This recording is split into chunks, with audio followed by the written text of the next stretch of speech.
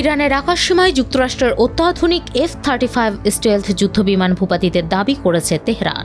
দেশটির আধা সরকারি সংবাদ সংস্থা মেহের নিউজ এজেন্সির বরাতে বার্তা সংস্থা রয়টার্স এই তথ্য জানিয়েছে।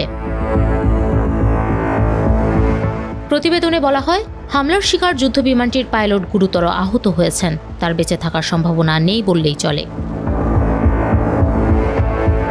তবে যুক্তরাষ্ট্রের সেন্ট্রাল কমান্ড সেন্টকম এখন পর্যন্ত এই বিষয়ে আনুষ্ঠানিক কোনো তথ্য দেয়নি।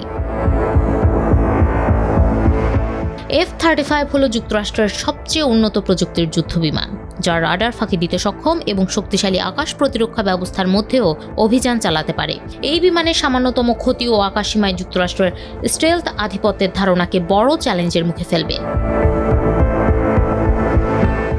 এর প্রায় 2 সপ্তাহ আগে একটি মার্কিন F-35 লাইটনিং II যুদ্ধবিমানে আঘাত হানার দাবি করেছিল ইরান।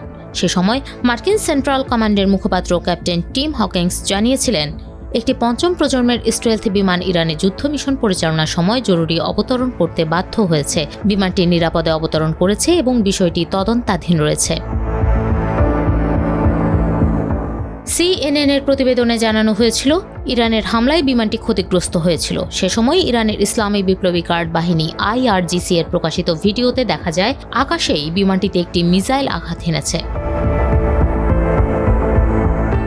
ইরান যুদ্ধে ইতোমধ্যে কয়েকটি বিমান হারিয়েছে যুক্তরাষ্ট্র। এর মধ্যে কুয়েতের আকাশ প্রতিরক্ষা ব্যবস্থার ভুলে 3টি মার্কিন F-15 যুদ্ধবিমান ভূপাতিত হয়। এছাড়া ইরাকের পশ্চিমাঞ্চলে একটি KC-135 স্ট্র্যাটো ট্যাঙ্কার বা জ্বালানি সরবরাহকারী বিমান বিধ্বস্ত হয়।